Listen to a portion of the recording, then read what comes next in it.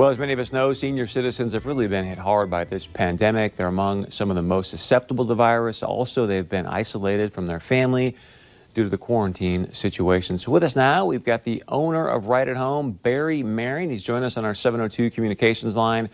Barry, thanks so much for joining us. This is one of those areas that I just think we need to shine a brighter light on, because I've got a granddad that's going through this, and it's just a really, really tough time. So what can we be doing to better connect with some of our more mature aged people?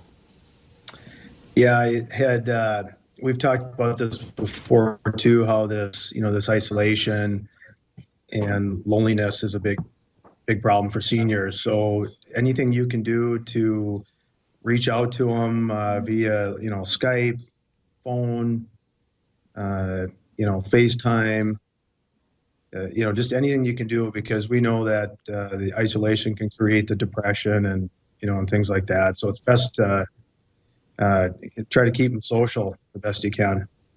What about, sending letters? I mean, my granddad's a great letter writer, so he and I have been doing some of that. I mean, is that something you're a proponent of, or? Yeah, I think letters, and they've been saying for a long time, we've gone so digital now that it's just even sending a personal note, sending a letter, doing anything you can do is great. And that can go like with sending an old coach or a teacher a letter or stuff. They appreciate the handwritten communication, which doesn't seem to be real common these days. Since you can't see them as often, it might be hard to detect. Are they going through, as you mentioned, some depression or some challenges with the isolation? So what can we, or should we be looking for to go, maybe we need to bring somebody in and get some extra help with what they're dealing with right now?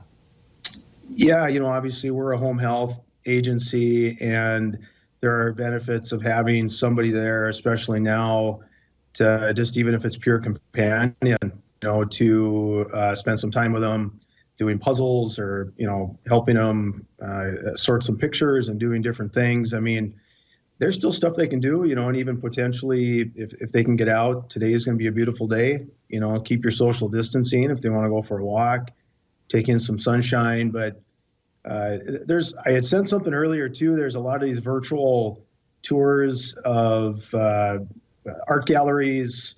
You can actually go, you can watch the Metropolitan Opera. They have free streams every night. I mean, there's all kinds of little things you can do if they're somewhat tech savvy. They can stay busy.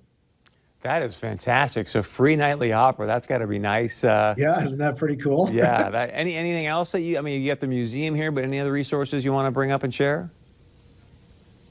The big thing, depending on how tech savvy they are. So if they do have access to a computer, there's a Google Arts and something, I can't remember even what it is now, but if you Google that, they have access to all these different museums that have virtual tours of all this stuff. And, just playing games, trying to stay active. If they have grandkids that are tech savvy, trying to get them set up on FaceTime, that's probably even the biggest thing, if they can just even get on their phone and speak to their loved ones. Yeah, amen. Hey, Barry, if people want to reach out to you, how do they go about doing that? Yeah, just reach us at fargohomecare.com. And, we have caregivers that do this every day, and we're following a very strict protocol with all this COVID-19 going on now too. So we're taking that very seriously as well. Good. Barry, thanks for the time. Thanks for the insight. I might check out some free operas now coming up. So thank you for that. You should do that, Chris. Good seeing you. Are you going to sing a little opera on the way out, my friend? A little Pavarotti right. coming from you.